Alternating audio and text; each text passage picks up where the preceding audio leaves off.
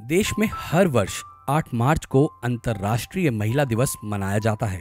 देश के विभिन्न क्षेत्रों में महिलाएं पुरुषों के बराबर योगदान कर रही हैं और सामाजिक व राजनीतिक सभी प्रकार की बाधाओं को पार करते हुए आगे बढ़ रही हैं।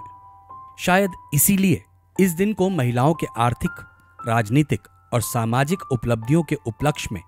उत्सव के तौर पर मनाया जाता है। सिर्फ भारत ही नहीं, दुनिया भर में अंतर्राष्ट्रीय महिला दिवस पर अनेकों कार्यक्रम आयोजित किए जाते हैं।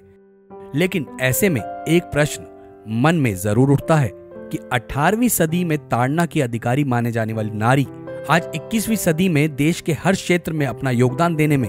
सक्षम कैसे हैं? चलिए हम बताते हैं। शायद सभी को नहीं पता होगा, लेकिन देश की महिलाओं को यह जरूर पता होना चाहिए कि उनके इस सर्वांगीण विकास में किसका योगदान रहा है। ऋषि ने जब ये देखा कि मेरे समाज में नारी की इतनी दुर्दशा है, वो पढ़ नहीं पा रही है, उसको सती प्रथा है, उसके अंदर दहेज प्रथा की वजह से उनके अत्याचार होते हैं, उन्हें जिंदा जला दिया जाता है, उनको वेद नहीं पढ़ने दिया जाता, उनको अपनी इच्छा से वर्ग का चुनाव नहीं करने दिया जाता, और वो अपने तन ढकने के लिए, गरीबी देश में इतनी है कि उनको तन ढकने के लिए पूरे वस्त्र भी नहीं होते। तो ऋषि दयानंद का हृदय बहुत द्रवित हुआ और उन्होंने ठाना कि नहीं, मेरे भारत की नारी जब तक वापस अपने वो प्राचीन गरिमा पर नहीं पहुंचेगी, जिस गरिमा पर कभी सीता थी, जिस गरिमा पर कभी और हमारी बड़ी बड़ी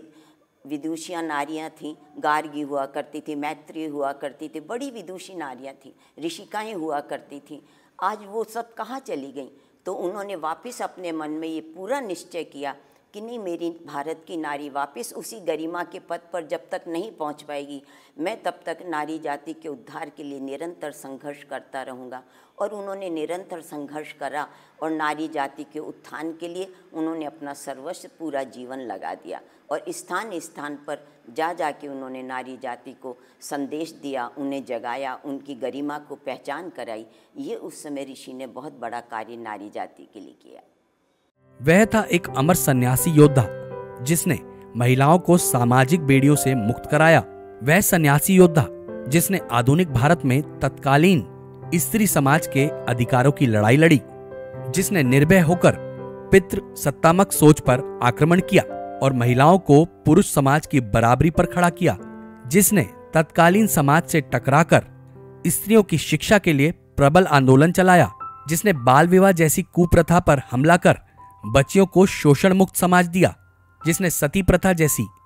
क्रूर प्रथा के खिलाफ खड़े होकर जिंदा नारी को अग्नि की लपटों से बचाया, जिसने विधवा विवाह का समर्थन कर उन्हें नया जीवन जीने का अधिकार दिलाया,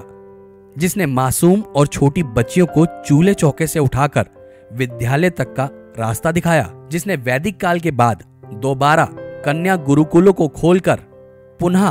सीता, गार्गी, मैत्री, मदालसा, अनसुया और सावित्री जैसी विदुषी बनाने का संकल्प किया, जिसने प्रगतिशील समाज का निर्माण किया और नारी समाज को यज्ञ करने का अधिकार दिलाया, जिसने नारी को पैर की जूती समझने वाले समाज को चेताया और नारी को पैर की जूती नहीं बल्कि मस्तक का गौरव बताया। धन्य हो ऋषिवर देव दयानंद, जिन्होंने असहाय नारी को जीने की उम्मीद प्रदान की। महर्षि दयानंद जी ने अपने उपदेशों के माध्यम से एक आंदोलन चलाकर नारी को समाज में प्रतिष्ठित स्थान प्रदान किया। केवल इतना ही नहीं, नारी को घर में फैसले लेने का अधिकार भी दिलाया। अंत में यह जरूर कहना चाहूंगा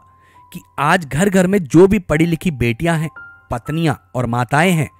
तो उसका श्रेय केवल व केवल महर्षि दयानंद सरस्वती जी को और आर्य समाज को ही जाता है। अगर आपको हमारी ये वीडियो पसंद आई हो तो इसे लाइक एंड शेयर जरूर करें और अपनी राय कमेंट बॉक्स में देना ना भूलें।